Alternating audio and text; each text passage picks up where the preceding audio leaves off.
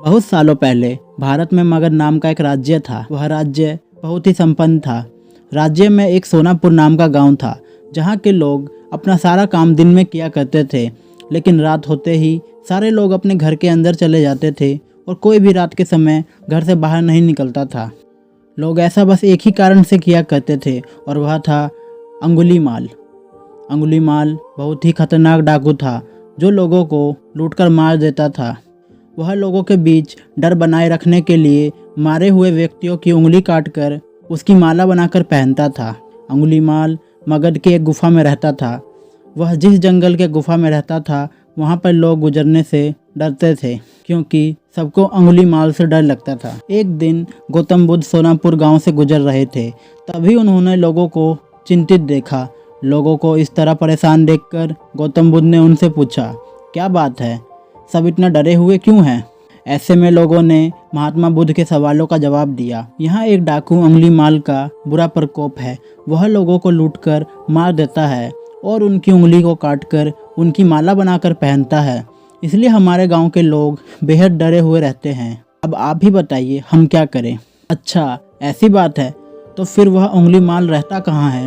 महात्मा बुद्ध ने लोगों से पूछा। ऐसे में एक व्यक्ति सामने आया और महात्मा बुद्ध को बोला, वह जंगलों में रहता है। जंगलों के अंदर एक गुफा है, जिसके अंदर अंगुलीमाल रहता है। यह सब सुन लेने के बाद महात्मा बुद्ध अंगुलीमाल से मिलने के लिए जंगल की ओर चल पड़े। सोनापुर गांव के लोगों ने उन्हें रोकने की बहुत कोशिश की, लेकिन फिर भी वह नहीं रुके और जंगल की ओर चल पड़े। जैसे ही वह जंगल के पास जा पहुँचे, तब अंगुलीमाल ने अपनी गुफा से निकलकर हाथ में तलवार लिए खड़ा हो गया। गौतम बुद्ध ने अंगुलीमाल को अनदेखा किया और आगे चलने लगे।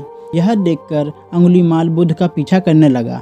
पीछा करते करते अंगुलीमाल जोर से चिल्लाकर बोला, ए सन्यासी, रुक जा। मैं तो रुक गया, तुम कब रुकोगे?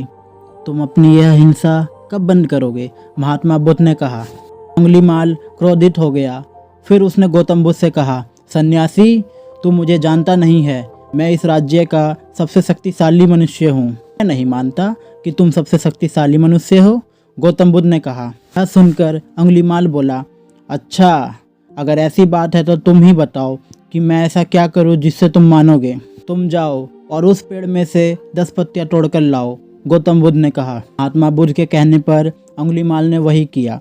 वह पेड़ के पास गया और उसने 10 पत्तियां तोड़ ली।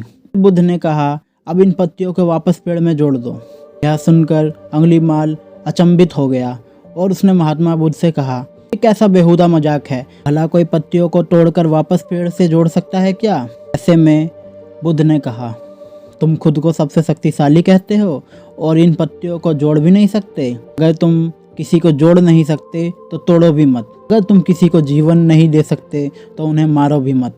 यह सुनकर अंगुलीमाल की आंखें खुल गई।